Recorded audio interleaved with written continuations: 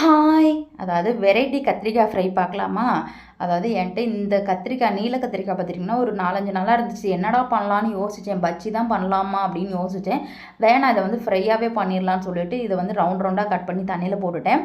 இதுக்கு வந்து பார்த்திங்கன்னா, மிளகாய் தூள், கரம் மசாலா, சிக்கன் மசாலா, மஞ்சத்தூள், அதுக்கப்புறம் தேவையான அளவுக்கு உப்பு, இஞ்சி பூண்டு பேஸ்ட்டு, அப்புறம் தயிர் இதெல்லாம் வந்து தேவையான அளவுக்கு எடுத்துக்கோங்க. எல்லாம் சேர்த்து ஒரு மிக்ஸ் கொடுத்துட்டு, அதோட வந்து இந்த கட் பண்ணி வச்சுருக்கோம் இல்லையா கத்திரிக்காய், அதையும் சேர்த்து நல்லா மிக்ஸ் கொடுத்துக்கோங்க. நான் வந்து மொத்தம் 3 கத்திரிக்காய் எடுத்திருக்கேன்.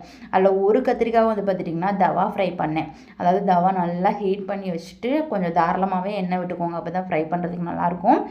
அதோட வந்து பார்த்துட்டிங்கன்னா இந்த மாதிரி கத்திரிக்காவை வந்து அரேஞ்ச் பண்ணிக்கிட்டேன். கொஞ்சம் ஓரளவுக்கு மீடியம் ஃப்ளேம்லேயே வச்சு குக் பண்ணுங்கள். அப்போ தான் வந்து கத்திரிக்காய் நல்லா வேகும். ஸோ அப்படியே திருப்பி போட்டுக்கலாம் ஒன் சைடு வெந்தோடனே. அப்புறம் இன்னொரு சைடு வெந்ததுக்கப்புறம் அதையும் திருப்பி போட்டுக்கிட்டேன். ஸோ நல்லா கலர் சேஞ்ச் ஆகி வந்துருச்சு. ஸோ தவா ஃப்ரை வந்து பார்த்திங்கன்னா ரெடி. அடுத்து இன்னொரு கத்திரிக்காவை வந்து இந்த மசாலா தடவி வச்சுருக்கேன் இல்லையா, அதை வந்து பார்த்திங்கன்னா ஆயில் ஃப்ரை பண்ணிக்கிறேன்.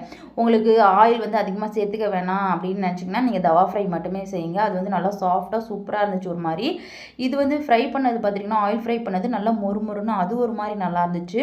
அப்புறம் இந்த ஆயில் ஃப்ரை பண்ணதுலேயே கொஞ்சம் ஆயில் உண்டுன்னு வச்சு இந்த மீதி இருந்த கத்திரிக்காய் வந்து பார்த்திங்கன்னா ஃப்ரை பண்ண ஆயில் கொஞ்சம் உண்டுன்னே வச்சு அதோட வந்து பார்த்திங்கன்னா இந்த மாதிரி வறுத்து எடுத்துக்கிட்டேன்.